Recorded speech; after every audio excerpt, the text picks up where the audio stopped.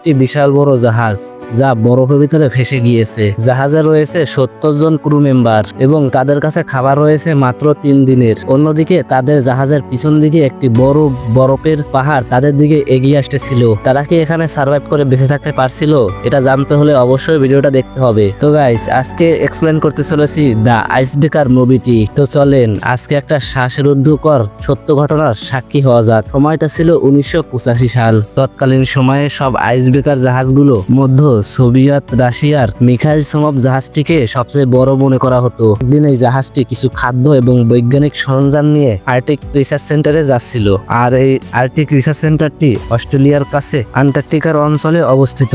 এরপরে আমাদের এই জাহাজের ক্যাপ্টেনকে দেখানো হয়। এনার নাম হলো ক্যাপ্টেন পেট্রো। ইনি ছিলেন একজন দক্ষ একজন ক্যাপ্টেন, আর সে মনে দেখতে অনেক ভালো একজন মানুষ ছিলেন। সে সবসময় নিজের থেকে তার ক্রু মেম্বারদের কিভাবে ভালো রাখা যায় সেই চিন্তা করত। তাদের জাহাজটি আস্তে আস্তে বরফ ভেঙে সামনের দিকে এগিয়ে যাচ্ছিল। সময় তারা খেয়াল করে দেখে তাদের সামনে একটি উঁচু বরফের পাহাড় রয়েছে। আসলে এই ধরনের উঁচু বরফের পাহাড়গুলো একরকম ভাবে পানিতে বেশি থাকে। তখন ক্যাপ্টেন পেট্রো সিদ্ধান্ত নেয় তারা এই উঁচু বরফের পাহাড়ের পাশ ঢেকে বেরিয়ে যাবে। কথা মতো তখন তারা জাহাজটিকে ঘুরিয়ে দেয়, কিন্তু তারা এই বরফের পাহাড়ের পাশ থেকে যাওয়ার সময় দুর্ভাগ্যবশত তাদের জাহাজের পিছনের অংশটি এই পাহাড়ের সাথে বিশাল জোরে একটা ধাক্কা খেয়ে যায়। তখন ওই পাহাড়টি ভেঙে টুকরো টুকরো হয়ে তাদের জাহাজের উপরে আসে পড়তে থাকে। তখনই তাদের জাহাজে থাকা একটি ক্রু মেম্বার এবং তার একটি কুকুর তারা সমুদ্রের পানিতে পড়ে যায়। এটা দেখে তখন ক্যাপ্টেন পেট্রো তাড়াতাড়ি জাহাজ থেকে নিচে সিঁড়ি নামানোর কথা বলতে থাকে। তার কথা মতো সিঁড়ি নিচে নামানো হয়, কিন্তু এতে কোনো লাভ হয় না। তখন সেখানে থাকা অ্যাসিস্ট্যান্ট ক্যাপ্টেন,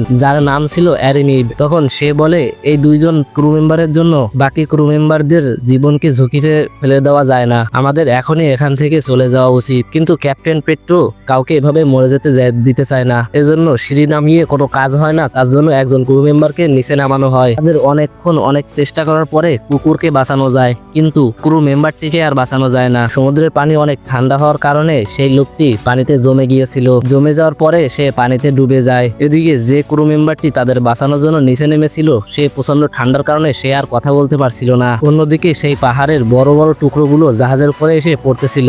একটা সময় বরফের বড় বড় টুকরো পড়ার কারণে জাহাজের রাডার সিস্টেম ভেঙে যায়। এই রাডারটির মাধ্যমে তারা জানতে পারতো কোথায় কতটুকু বরফ রয়েছে। বরফে সেই বড় পাহাড়টি ভেঙে যাওয়ার কারণে তারা সামনের দিকে এগিয়ে যেতে পারছিল, কিন্তু দুর্ভাগ্যবশত সেই পাহাড়ের একটি অংশ ভেসে ভেসে তাদের পিছনে পিছনে আসতেছিল। এদিকে জাহাজের অ্যাসিস্ট্যান্ট ক্যাপ্টেন এরবিবের মনে হচ্ছিল যে এইগুলা তাদের এই ক্যাপ্টেনের ভুল সিদ্ধান্তের কারণে হয়েছে। তখন সে একজন ক্রু মেম্বারের মৃত্যু এবং এই বরফের পাহাড় ভাঙার সব তথ্য উপরের মন্ত্রণালয়ে পাঠিয়ে দেয়। তবে এই বিষয়টি বাকি ক্রু মেম্বারদের একদমই পছন্দ হয় না, কারণ তারা সবাই জানতো ক্যাপ্টেন পেট্রো একজন খুব ভালো মনে মানুষ এবং সে কখনো কারোর ক্ষতি চায় না। এইসব জানতে পেরে মস্কো থেকে ক্যাপ্টেন পেট্রোকে সাসপেন্ড করে দেওয়া হয়। এর পাশাপাশি যতক্ষণ পর্যন্ত নতুন কোনো ক্যাপ্টেন না আসছে ততক্ষণ পর্যন্ত অ্যাসিস্ট্যান্ট ক্যাপ্টেনকে সবকিছুর দায়িত্ব দিয়ে দেওয়া হয়। এদিকে মস্কোর মন্ত্রণালয় থেকে নতুন একজন ক্যাপ্টেনকে হেলিকপ্টারে করে পাঠানো হয়। এই নতুন ক্যাপ্টেনের নাম হচ্ছে ক্যাপ্টেন সেভজেনকো। নতুন ক্যাপ্টেনকে যে হেলিকপ্টারে করে পাঠানো হয়েছিল সেই হেলিকপ্টারে করেই ক্যাপ্টেন মেট্রোকে মস্কোর আদালতে নিয়ে যাওয়ার কথা ছিল।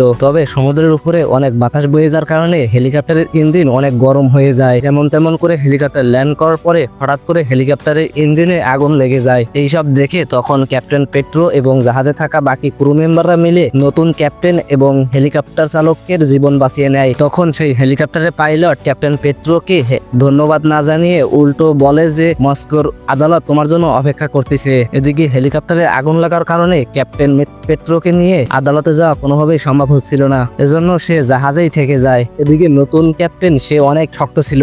সে আসার সাথে সাথেই কন্ট্রোল রুমের ভিতরে ঢুকে যায়। সে কন্ট্রোল রুমে এসেই দেখতে পায় একজন ক্রু মেম্বার কিউব পাজলের সাথে ডিউটি করছে। এটা দেখে তো নতুন ক্যাপ্টেন রেগে যায় এবং তাকে খুব বকাবকি করতে থাকে এবং তার কিউব পাজলটি নিয়ে সমুদ্রের পানিতে ছুঁড়ে ফেলে দেয়। আর সময়ের সাথে সাথে সেই জাহাজটি সেই বরফের ভিতরে খুব বাজেভাবে ফেসে যায়। অন্যদিকে আমরা পেট্রোর ওয়াইফকে দেখতে পাই। কিছুদিন ধরে সে ভাবতেছিলেন ক্যাপ্টেন মেট্রোকে সে ডিভোর্স দিয়ে দিবে, কিন্তু সে যখন জানতে পারে যে ক্যাপ্টেন পেট্রো বরফের ভিতরে ফেসে গিয়েছে তখন সে তার প্রতি রাগ না করে তাকে ভালোবাসা দেখিয়ে আরো তাকে উদ্ধার করার চেষ্টা করতে থাকে। তারপরে দেখানো হয় জাহাজের সব ক্রু মেম্বাররা বসে একসাথে মিটিং করতেছে, আর এখান থেকে কিভাবে বেঁচে ফেরা যায় সেটাই সবাই চিন্তা ভাবনা করছিল। আর এই অবস্থা থেকে কিভাবে বেঁচে ফেরা যায় সেটাই তারা আলোচনা করছিল। মিটিংটা ক্যাপ্টেন পেট্রোর তত্ত্বাবধানে হচ্ছিল।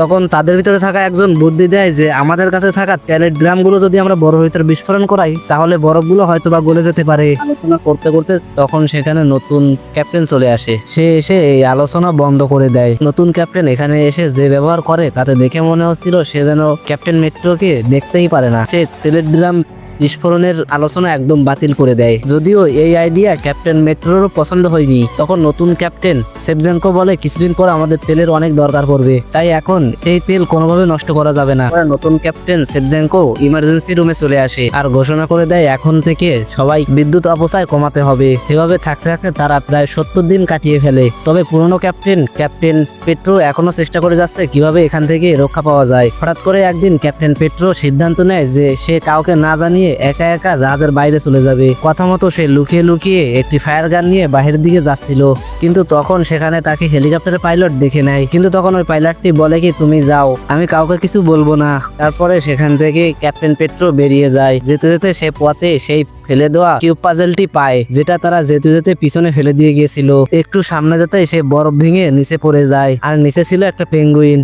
ক্যাপ্টেন পেট্রো তখন ভয় পেয়ে সেখানেই ফায়ার গান চালিয়ে দেয়। তখন জাহাজের উপর থেকে হেলিকপ্টারের পাইলট এটি দেখে নেয় এবং সে বুঝতে পারে ক্যাপ্টেন পেট্রো কোনো বিপদে পড়েছে। তখন সে জাহাজের সকল ক্রু মেম্বারদের নিয়ে ক্যাপ্টেন পেট্রোকে সেখান থেকে উদ্ধার করে নিয়ে আসে। তাকে জাহাজে থাকা ডাক্তারের কাছে নিয়ে যাওয়া হয়। ডাক্তার অনেক চেষ্টা করে এবং অনেক চিকিৎসা করে তারপরে ক্যাপ্টেন পেট্রোকে সুস্থ করে তোলে। তখন নতুন ক্যাপ্টেন সেভজেনকো এসে ক্যাপ্টেন পেট্রোকে অনেক বকাবকি করে কাউকে না জানিয়ে এমন একটা সিদ্ধান্ত নেওয়ার জন্য। তখন ক্যাপ্টেন পেট্রো নতুন ক্যাপ্টেনকে বলতে থাকে যে আমাদের পিছন থেকে একটি বরফ এগিয়ে আসতেছে, আমরা যদি এখান থেকে তাড়াতাড়ি উদ্ধার না পাই তাহলে আমরা এখানে সবাই ঠান্ডায় জমে মারা যাব। কিন্তু এই কথাটি নতুন ক্যাপ্টেন বিশ্বাস করতে চায় না। তখন ক্যাপ্টেন পেট্রো সেই কিউব পাজলটি দেখায় এবং বলতে থাকে এটা আমরা পিছনে ফেলে দিয়ে এসেছিলাম, এখন সেটা আমি নিচে নেমে পেয়ে গিয়েছি। এটা দেখে নতুন ক্যাপ্টেন পুরনো ক্যাপ্টেনের অভিজ্ঞতা সম্পর্কে বুঝতে পারে। এরই সাথে সে বুঝতে পারে তাদের পিছনে অনেক বড় একটা বিপদ ধেয়ে আসতেছে। এদিকে সময়ের সাথে সাথে জাহাজের আশেপাশে এবং জাহাজের উপরে বরফ জমে পড়েছে, আর সেই বরফ উঁচু হতে হতে 1 থেকে 1.5 মিটার উঁচু হয়ে গিয়েছে। আর সেই বরফগুলো আস্তে আস্তে ভেঙে ভেঙে জাহাজের ভিতরে পড়তেছিল। এরই সাথে আস্তে আস্তে জাহাজের পিছনের অংশ আস্তে আস্তে ফুটো হয়ে যায়। এর কারণে অনেক পরিমাণ পানি জাহাজের ভিতরে ঢুকে পড়ে। পানি ঢোকার ফলে জাহাজে থাকা সকল খাদ্য নষ্ট হয়ে যায়। জাহাজে থাকা সকল ক্রু মেম্বাররা মিলে জাহাজের ফাটা অংশটি আস্তে আস্তে সারাই করে নেয়। তবে জাহাজের ভিতরে পানি প্রবেশ করার কারণে তাদের খাদ্য এবং খাওয়ার পানি নষ্ট হয়ে গিয়েছিল। তো এইসবের কারণে জাহাজে থাকা সবাই হতাশ হয়ে পড়েছিল। তাদের কাছে মাত্র 3 দিনের খাদ্য বেঁচে ছিল, আর এইটুকু খাদ্য দিয়ে তাদের এই সমুদ্রের মাঝখানে বেঁচে থাকা একদমই সম্ভব না। তখন জাহাজে থাকা অ্যাসিস্ট্যান্ট ক্যাপ্টেন সবাইকে উস্কানিমূলক কথা বলতে থাকে। অ্যাসিস্ট্যান্ট ক্যাপ্টেন বলতে থাকে যে সেদিন যদি আমরা ড্রাম বিস্ফোরণ করে আমরা বরফ ভেঙে চলে যেতে পারতাম তাহলে এখন আমরা বেঁচে যেতাম। এই কথা বলে তখন অ্যাসিস্ট্যান্ট ক্যাপ্টেন সবাইকে নতুন ক্যাপ্টেনের বিরুদ্ধে করে নেয়। তখন সবাই মিলে নতুন ক্যাপ্টেনকে একটা রুমের ভিতরে বন্দি করে ফেলে। এর সাথে তারা ড্রামগুলো একত্রে করতে থাকে এবং সেখানে একটা বিস্ফোরণ করানোর পরিকল্পনা করতে থাকে। তারা কথা মতো সেইখানে বিস্ফোরণ ঘটায়, তবে এতে কোনো ফায়দা আসে না, উল্টে তাদের আরো তেলগুলো নষ্ট হয়ে যায়। এর কারণে অ্যাসিস্ট্যান্ট ক্যাপ্টেন অনেক লজ্জিত হয়ে যায়। এ কারণে তিনি ওই দিন রাতে জাহাজের ডেকের পরে দাঁড়িয়ে থাকে সুইসাইড করার জন্য, কিন্তু এটা দূর থেকে ক্যাপ্টেন পেট্রো দেখে নেয়। তখন সে তাকে সাহস দিয়ে বলে তুমি এমন কিছু করো না, যা হয়েছে সেটা ভুলে যাও এবং এখান থেকে আমাদের তাড়াতাড়ি বেরিয়ে যেতে হবে, সেটা নিয়ে আমাদের সবাইকে সাহায্য করতে থাকো। এই অবস্থায় তোমাকে আমাদের খুবই প্রয়োজন। আমরা দেখতে পাই জাহাজের সকল ক্রু মেম্বাররা তারা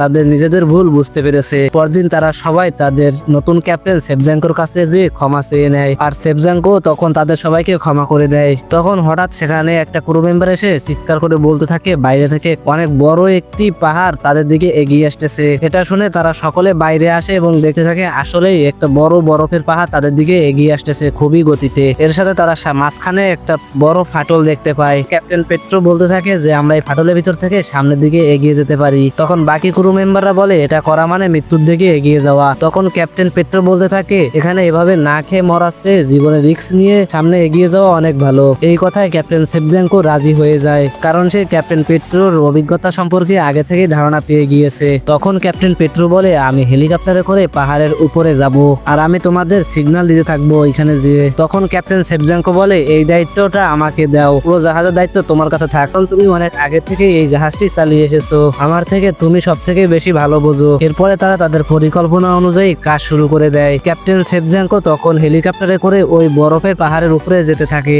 আর বাকি ক্রু মেম্বাররা তাদের নিজেদের দায়িত্ব খুব মন দিয়ে পালন করতে থাকে। এবং তাদের ভিতরে একজন ক্রু মেম্বার জাহাজের সামনে অংশে দাঁড়িয়ে সিগন্যাল দিতে থাকে, কারণ তাদের জাহাজের রাডার সিস্টেম বন্ধ হয়ে গিয়েছে আগে থেকেই। যদিও এই কাজটি অনেক রিস্কের ছিল, কিন্তু তারপরও সেই ক্রু মেম্বারটি তার জীবনের ঝুঁকি নিয়ে এই কাজটা করে যাচ্ছিল। তাদের সবার কঠোর পরিশ্রমের পরে তারপরে জাহাজটি সামনের দিকে এগিয়ে যেতে পারে। এতে সবাই বেশ খুশি হয়েছিল। কিন্তু এদিকে দুর্ভাগ্যবশত সমুদ্রে অনেক বাতাস থাকার কারণে ক্যাপ্টেন সেভজেঙ্কোর হেলিকপ্টারটি অনেক দুলতে শুরু করে দেয়। দুলতে দুলতে এক সময় হেলিকপ্টারটি বরফের ভিতরে আছাড় খেয়ে সমুদ্রের পানিতে পড়ে যায়। তখন ক্যাপ্টেন সেভজেঙ্কো এবং হেলিকপ্টারের পাইলট ঠান্ডা পানিতে ডুবে যাচ্ছিল। এটা দেখে তখন ক্যাপ্টেন পেট্রো তাদের জাহাজকে পিছনের দিকে নিয়ে যাচ্ছিল এবং সে বলে যেভাবে হোক ক্যাপ্টেন সেভজেঙ্কোকে এবং হেলিকপ্টারের পাইলটকে যেভাবে হোক বাঁচাতে হবে। কিন্তু জাহাজে থাকা কিছু ক্রু মেম্বার এটা মেনে নিতে পারে না, কারণ ঠিক আগেরবার এরকম করার জন্য তাকে সাসপেন্ড করে দেওয়া হয়েছিল, আর সাথে জাহাজেরও অনেক ক্ষতি হয়ে গিয়েছিল। এদিকে ক্যাপ্টেন সেভজেঙ্কো পানিতে ডুবে যাচ্ছিল। তখন ক্যাপ্টেন পেট্রো দ্রুত জাহাজটিকে পিছনে নিয়ে আসে এবং সব ক্রু মেম্বাররা মিলে ক্যাপ্টেনদের বাঁচিয়ে নেয়। এরপরে তারা তাদের জাহাজকে নিয়ে সামনের দিকে এগিয়ে যেতে থাকে। এভাবে কিছুদিন যাওয়ার পরে ক্যাপ্টেন পেট্রোর ওয়াইফ তাদেরকে উদ্ধার করতে আসে। তারপরে তারা এভাবেই এরকম ভয়ঙ্কর মৃত্যুফাত থেকে বেরিয়ে আসে। তারা প্রায় 133 দিন পর সেই আটলান্টিক মহাসাগর থেকে বেঁচে ফিরে এসেছিল। আর এখানেই এই মুভিটি শেষ হয়ে যায়। তো গাইস, আপনাদের ভিতরে যারা এখনো চ্যানেলটিকে সাবস্ক্রাইব করেনি তারা অবশ্যই চ্যানেলটি সাবস্ক্রাইব করে পাশে থাকা বেল বাটনটি বাজিয়ে দিন, কারণ নেক্সটে কোনো ভিডিও ছাড়লে সবার আগে আপনার কাছেই পৌঁছে যাবে। তো সবাই ভালো থাকবেন এবং সুস্থ থাকবেন। ধন্যবাদ সবাইকে।